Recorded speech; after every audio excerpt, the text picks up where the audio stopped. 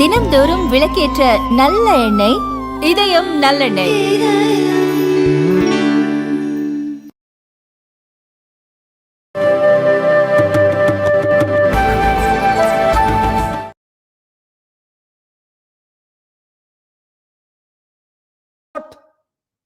Unattainable, impossible, so many things that they are all happening as the indications of what which I have told you, that we are raising to a collective bliss. We are raising up into the Sobodha of Rashtra. There are so many things.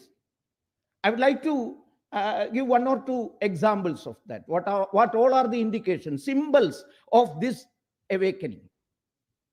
See, in 2014, a new government came into existence in Delhi.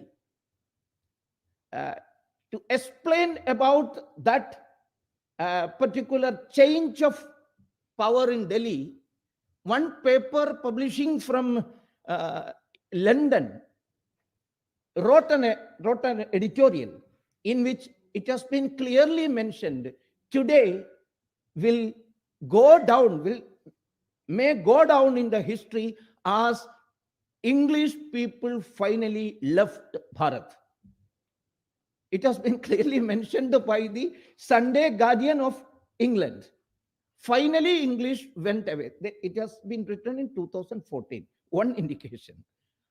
And in that oath-taking ceremony, you may be knowing, for the first time in the history of Bharat, all the representatives of the countries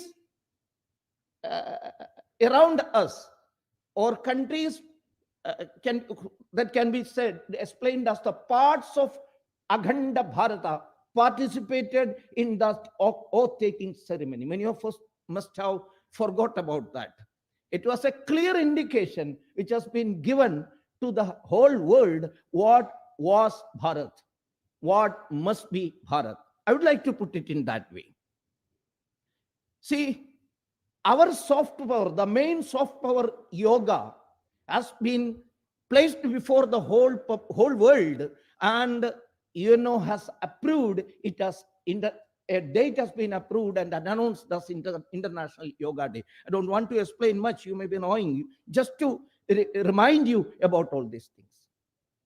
Once we were all thinking that Article 370 will not be withered away, as it has been mentioned by the constitutional framers, that it will wither away, it is a temporary, it is a transitionary article. But we people, you all are remembering some 5 or 10 years back, we were all thinking that it will not wither away, it is strengthening and strengthening. If we touch on that, it may lead to another division. And that's why I'm saying we are awakening to our cultural ethos and civilizational values once more.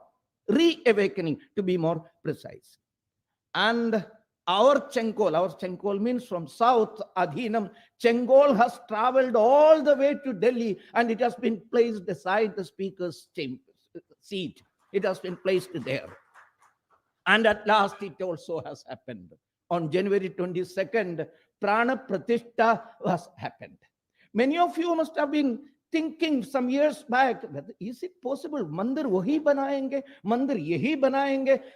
Many people were telling, but still, I don't think that how many of you have got that firm belief that it will happen in our lifetime. I don't know. I was a bit doubtful, though I was, during that agitation, I used to give 12 or 13 or 14 speeches per day. Finishing all those speeches and campaign, coming back to my Karyalaya, before sleeping, I am just thinking, can I see? But it also has happened. All these aspects or incidents which are mentioned by me, it shows that we are lucky. We people who are living in this era are lucky, blessed to live in this glorious dawn. Glorious dawn. Years back, some 250 years back, one famous English poet, William Wordsworth, wrote a beautiful poem, The Prelude.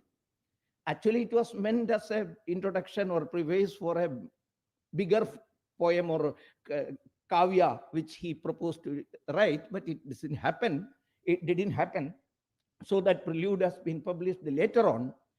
in which he has mentioned this particular words I have mentioned. Bliss it was in that dawn to be alive. Bliss it was in that dawn to be alive. Nestline, I don't know how many of you can say that. But to be young is very heaven. Youth is a mentality, mind possession. So everyone can claim that. So we are blessed. We are very much, in a way, anugrahit. We have discussed a bit about the swa or the selfhood about in the preliminary, at the outset itself. Along with these thoughts or these incidents or these ideas came into fore, the most important factor or idea, most important I would like to say, is regarding the unity and integrity of this nation.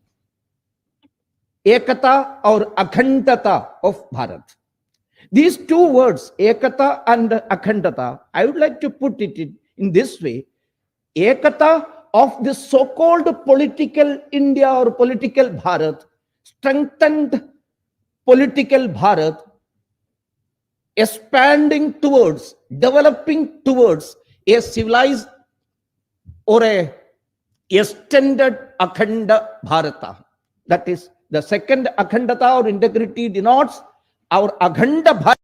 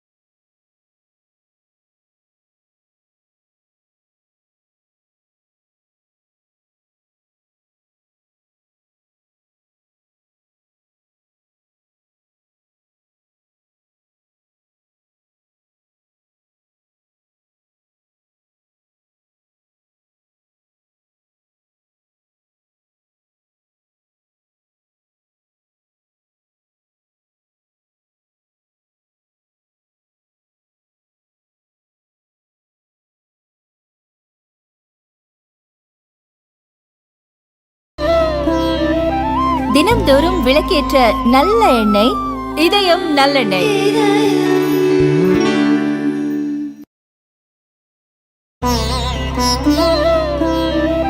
தினம்தோறும் விளக்கேற்ற நல்ல எண்ணெய், இதயம் நல்லெண்ணெய்.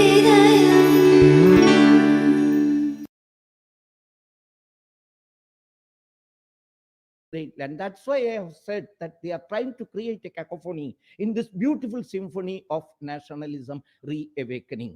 We are saying. Some are trying to create the Khalistan again.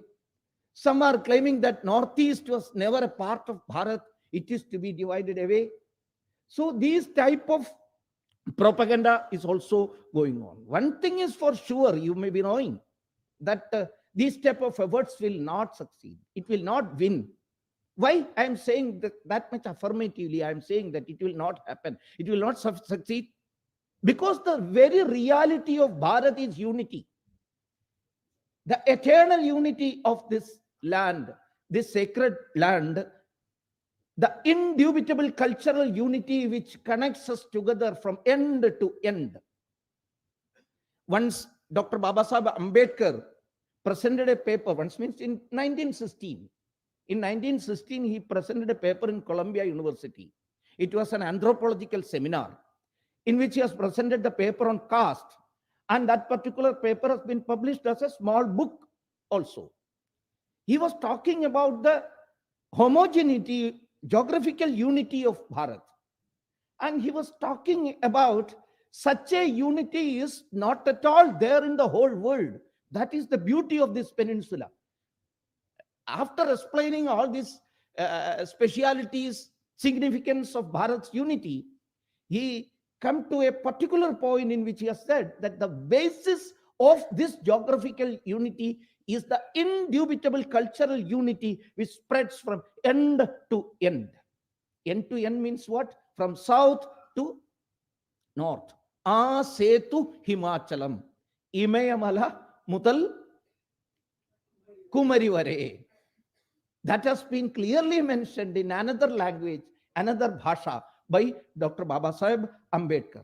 That is the reality. Akhanda Bharata or this unity is a reality. It is not an imaginary idea. That is the next point I would like to say. See this Akhandata concept. Akhandata concept, I would like to start it with in its spiritual meaning of that Akhandata. Akhandata, Swaraj, all have got some spiritual content and spiritual meaning also. See, Akhandata is not at all confined to a what you say material or geographical area or a particular land. In Bharat, this Akhandata is to establish the connection with the whole universe and the whole, the ultimate creator of this whole universe. Akhanda mandalakaram vyaptam yena characharam tat padam darshitam yena tasmai Sri Gurave Nama. So this Akhandata is not confined to our political India or Bharat alone. It is our cultural Bharat. It is our cultural Asia or Jambu Dvipa. Jambu Dvipa already has been mentioned here.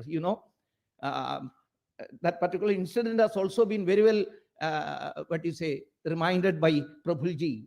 When the fight was started in Shivaganga under the leadership of Marutu brothers, Periya Marutu and Chinna Marutu, they have given a proclamation in the name Jambu Deepa Prakatane.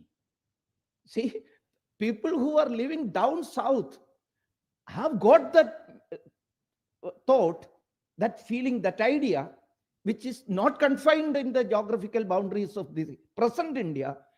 And they were talking about the whole Asia. Jambudvipa. Okay. So, Akhanda Mandalakaram, that's a spiritual concept actually. Just like Swaraj. Swaraj also is not at all a political concept alone. In Chandogya Upanishad, it has been clearly defined, this Swaraj concept. What is Swaraj? Swaraj means when oneself is raised to that level, feeling that all other self are mine. Aham Brahmasmi, Tattvamasi, I am Atma Brahma. This level of this self-realization is known as actually Swaraj. Yes, it is to be taken to the geographical or material level, then it will become political Swaraj or like that. So this also must be in our mind when we are talking about Akhanda Bharata. It is to spread our idea, our civilizational concept, ethos, to the whole world, that the whole universe. They are all waiting for that also. That's the thing. The masters of the divisive politics may not accept it, let alone Akhanda Bharata. They are not ready to accept even India concept also. Now they are very much, they are votaries of India against the Bharata. Once they have, if they won, they are not going to win in that win in that narrative war. But if they won in that matter, then suddenly they will attack India also. There's no doubt about it. One prominent leader, ideological leader of this gang, a historian, an octogenarian, not octogenarian, now 90 plus. When she was octogenarian, you may be knowing who I am mentioning. She was asked by a journalist of Indian Express that, Madam, what do you think about an India after 25 years? How it will be? How strong it will be? That great historian, I have already said, the head of all this gang, she said with a grim pleasure in her corner of the lips, she said, I don't know which India you are mentioning. I don't know. If you are mentioning about this India, the political India, which has been put down by the might of your army, see the words which are being used, might of your big army, I don't think that it will remain as it is after 25 years. There will be at least 25 Indias. So that's why I said, let alone the Akhanda Bharata concept or the Sanskritic Bharata concept or civilizational state concept, they are not ready to even accept the India. They are saying, they are believing that the very India nation is a contribution given by British. See, one of the representatives of the, or the main spokesperson of this gang, who happened to be a journalist also. I don't want to mention the name. Many of you may be knowing. She tweeted once. At that time, tweet was not X. In tweet, she made a tweet when the Azadi Ka Amrita Mahotsav preparations were going on, and our Honorable Pradhan Mantri was visiting all places, and he was preparing the ideological, intellectual ground for the celebration of Azadi Ka Amrita Mahotsav. You may be knowing the style of our Pradhan Mantri. He will not put any idea as a new idea before us. He will prepare the ideological ground, intellectual ground. At that time, he was talking about the Bharat, Sanskrit, all these Sanskritic batein, cultural matters. So to counter that preparation or the speeches, this lady has tweeted that, Are Baba, Baba means that Thadiwala. Are Baba, where was your India before Britain came here? It was just a landmass in between Burma and Afghanistan. It was just this is the concept. That's why I said that, let alone Akhanda Bharata, they are not ready to accept even India. It was just a landmass. One of our colleagues was one Prachar Vibhag member. He was is expert in giving sarcastic comments and replies. He said, "Theek hai ma." And you are right, actually. That's why when Britain came here, they have founded a company also in the name British East Landmass in between Burma and Afghanistan Company. So that one company has been made in that name. So this is their belief. Actually, Bharat is not at all acceptable for them. What is the fact? Right from the Vedic period, even pre-Vedic period, if how many of you are approving that fact, there was a Bharat before Veda also. When Veda is saying about a Bharat, you may be knowing, in Rigveda, it has been clearly mentioned.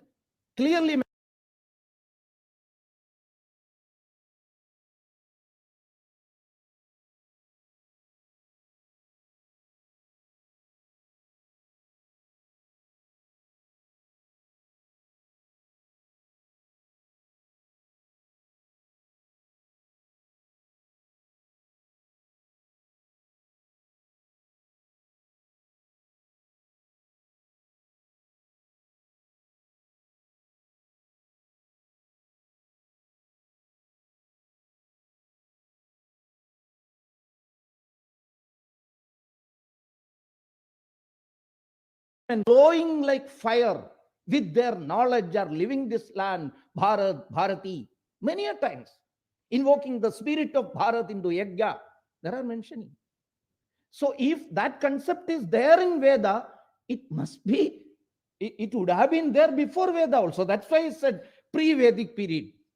Many of our people are not ready to accept that pre-Vedic. How could it be? Aisa puchte hain. So Mata Bhumi, Putroham Prithivya, Prithvi Sukta saying Mata Bhumi. Which Mata, which Bhumi? From the explanation given by the Prithvi Sukta rishis, it is quite clear that he was mentioning about this Bharat, because the land wherein which ice mountains are there, bit deserts are also there, dense forests are also there, 6 ritus are there. Where else in the whole Bhumi, whole earth, these 6 ritus and ice and desert combined together in a land, where else you can find out? Where else you can find out these type of minerals, rich minerals and all? The explanations are there in Prithvi Sukta, clearly indicating that that Prithvi is about this Bharat, or Bharat. Samudra Paryanta Ekarat, clearly mentioning about the sacred geographical boundaries of this land. It has been clearly mentioned. In the later period, it has been reinterpreted as Asetu Himachala, Setu Rameshwara to Himachala. Boundaries are being clearly mentioned. See, in Padma Purana, it has been mentioned very clearly about this Bharatas boundaries and Bharat's varnana uttaram yat samudrasya himadre chaiva dakshinam varisham tat bharatam nama bharati yatra santati. So how many of us can just visualize the boundaries without going there? So one must have gone there into Himalaya, one must have gone deep to the Samudra, and then gave these boundaries that Bharata is there, Uttaram Yat Samudrasya. When Kalidasa was explaining about the beauty and the sacredness of this land, what must be the Manadanda? He is explaining, Astyuttaram Dishi Devatatma, Himalayam Nama Nagadhiraja, Purvaparato Nidhivagahya, Stita Prudhivya Iva Manadanda. So it is there in Veda, and all the scriptures came after that. And all those great sacred stories are being repeated in each and every language. Told, retold, heard, reheard, interpreted, reinterpreted. In all places of this land and in our local languages, it has been translated. Bharatam Padiya Perintevanar. See, there was a Sangam poet named in the Perintevanar. He is also a Sangam poet. But to differentiate in between these two Perintevanar, Bharata, Mahabharata has been reinterpreted and written, Padiya. Perintevanar, who sung, Padiya means sung, Mahabharata.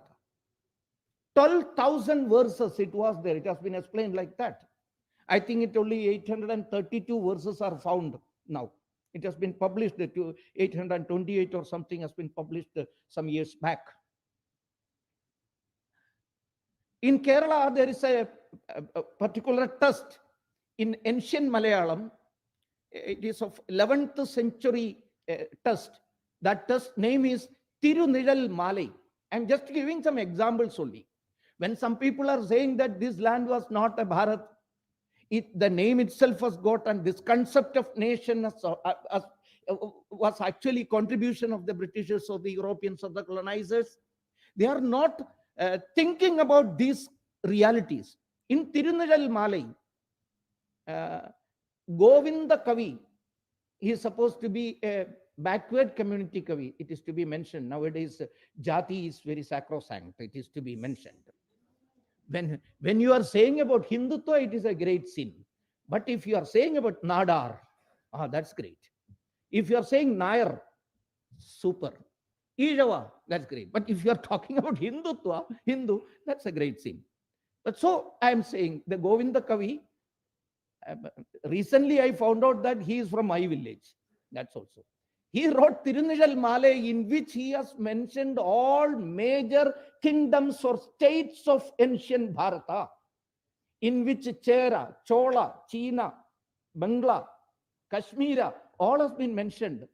I did a bit research about that Govinda Kavi, Govinda poet, and found out that that gentleman never went out of that Aramula Pandalam area. He never went out.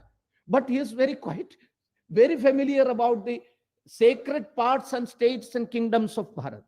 He mentioned about the geography. He mentioned about the Meru Parvata, Meru mountain, how it is positioned on earth.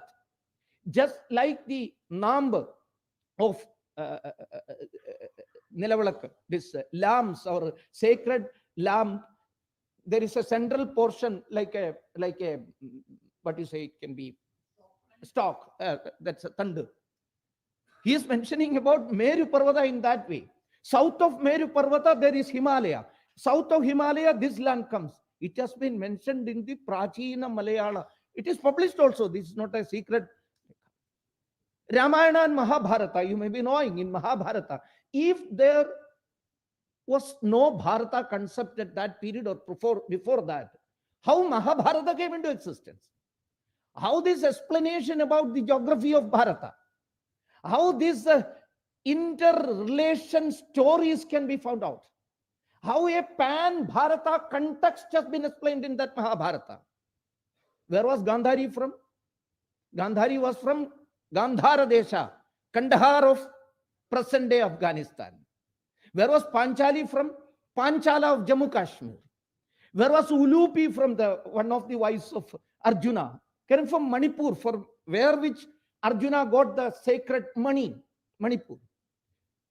Where, from where Sri Krishna married, I'm not saying that it may be story, it may be truth, but these sacred stories were told and retold and heard and reheard, interpreted and reinterpreted, and became a very being of ourselves. And it has been translated into a geographical sacredness, sacred geography. So why the whole Bharata is coming together at these sacred places where it has been mentioned very clearly in the Mahabharata. See, Sri Krishna went all the way to Arunachal Pradesh.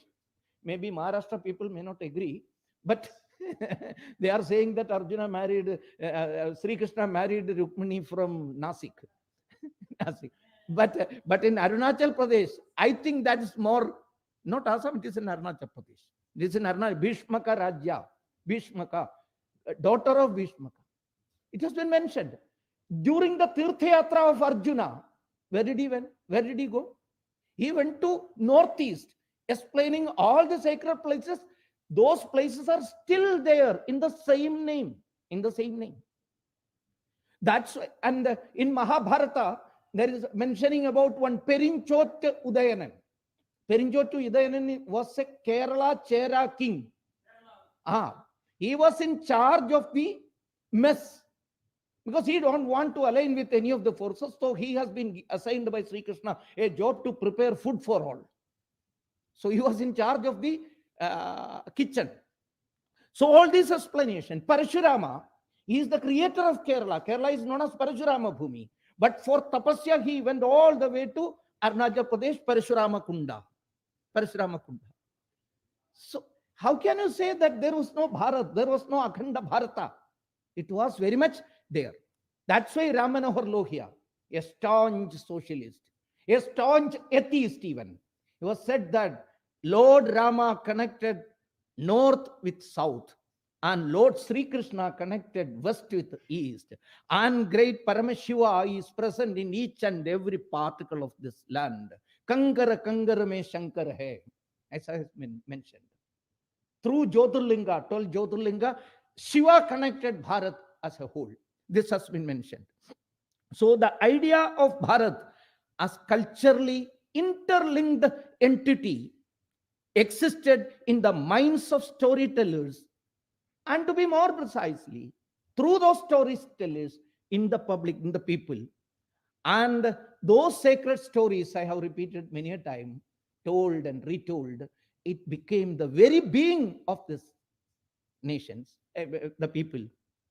And these sacred stories have transformed into a sacred geography. It has established a linkage, and it has been developed into a sacred geography. And that to visit, to get punya from that sacred geography, northerners, the people who are living in the north side of Bharat, I don't want to say North India, the people who are living in the north used to flock in Rameshwara, and the southerners, the people who are living in the southern part, are going to Himalaya, going to Kumbh Mela, and this interlinkage has been established. There are a lot of examples which I would like to say, but the time is up. So I'm concluding. What about Shankaracharya? Why from Kerala he walked all the way, just like a big diamond? If you can, his tour is being transformed into a picture.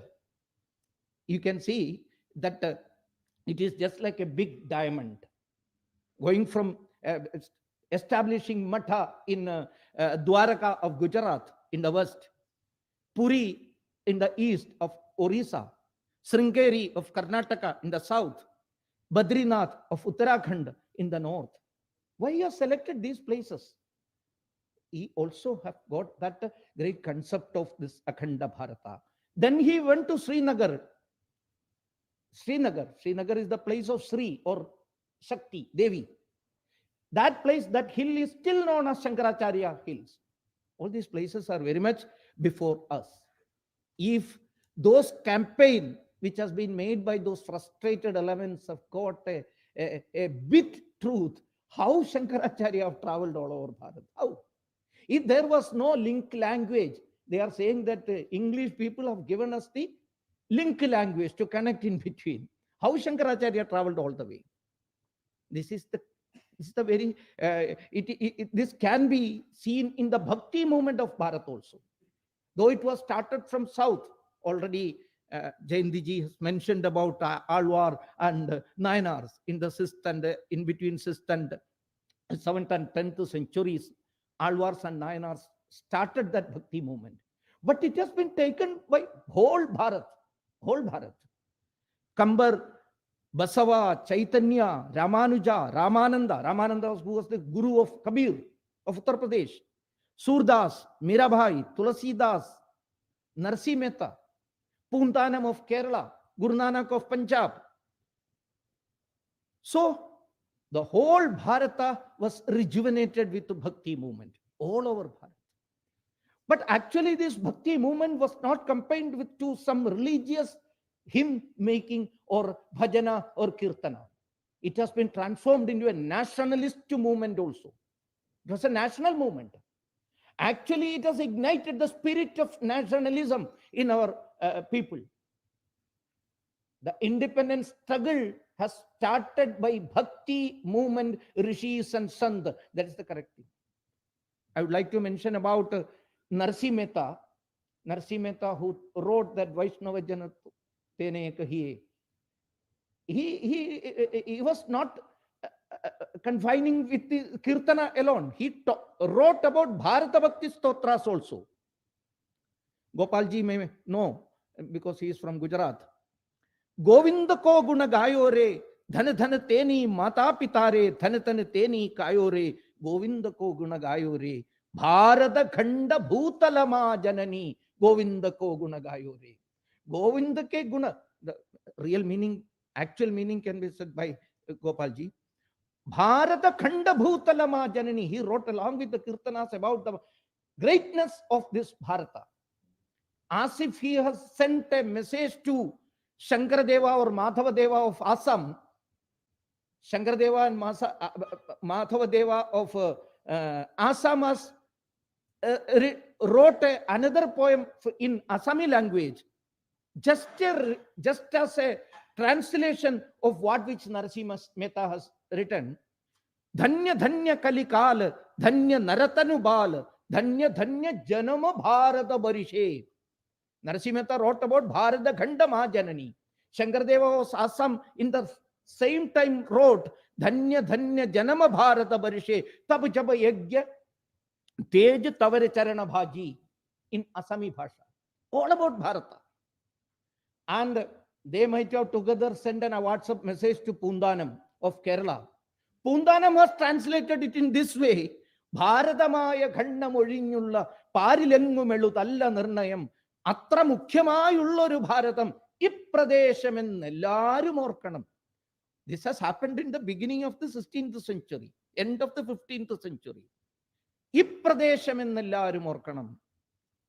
And to the north also this message has gone.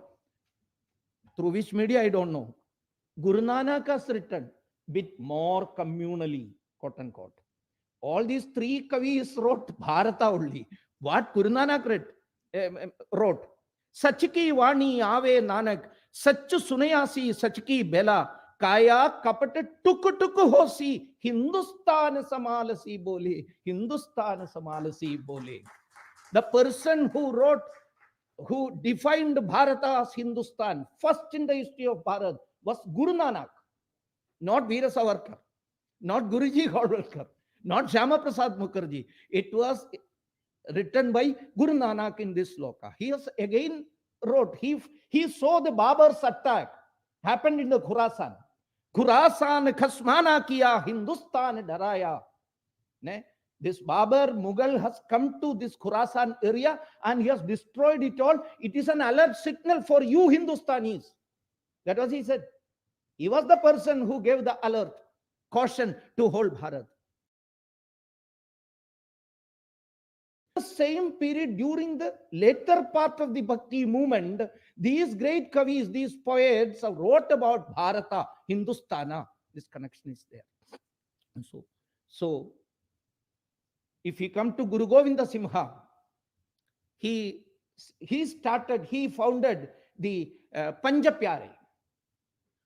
How many of you have gone deep into the land from where this Panja Pyare came? They were all not from Punjab. I think no one was from the so-called political Punjab, the political Punjab nowadays.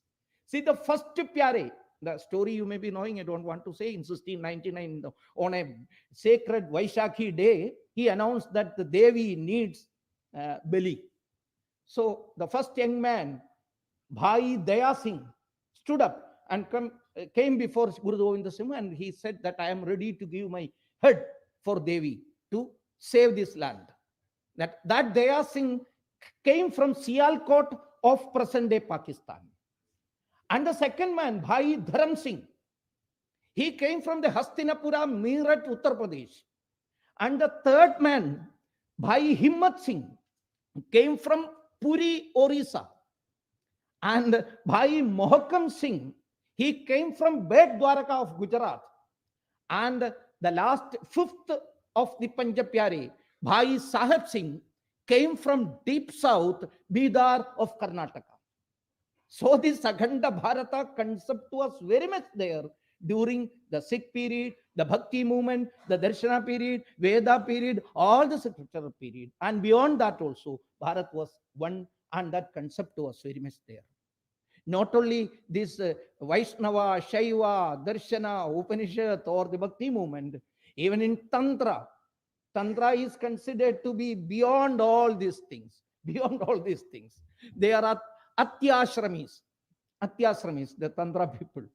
But they also believed in this great sacredness of this land. Why? If it would have been not in that sense, why this 51 Shakti Pidha concept? Sati's sacred parts were started all over Bharat. Not even a single part has gone to Russia. Not all the parts have fallen in Assam alone. Not all the parts have been fallen in the Kamakshi Devi Mandir alone. But it has been started all over this sacred geography. Right from the Kamakshi Amman of Tamil Nadu. The naval part of Sati has been fallen there. Vaishnava Devi of Jammu Kashmir in the north.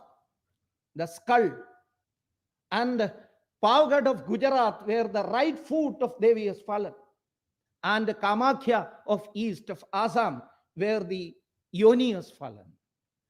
And again 47 other parts. And 51 parts were started all over the Bharat. See, I have already said that sacred memory of our forefathers, which has been formed into sacred stories. Sacred stories were told and retold and became the very part of ours. And it has been developed or transformed into a sacred geography. And that linkage was very strong among us. So this is the reality. That's why I'm saying the unity, the integrity of this great land is a reality. It is not an imaginary idea. So it is to be realized in that way. That's why I said that once we thought about so many things which is not going to be attained, it is not possible, it is unattainable, it one by one it is happening before our eyes. I think this particular aim, the point is also going to be satisfied in our lifetime. Namaskar, Vande Mataram.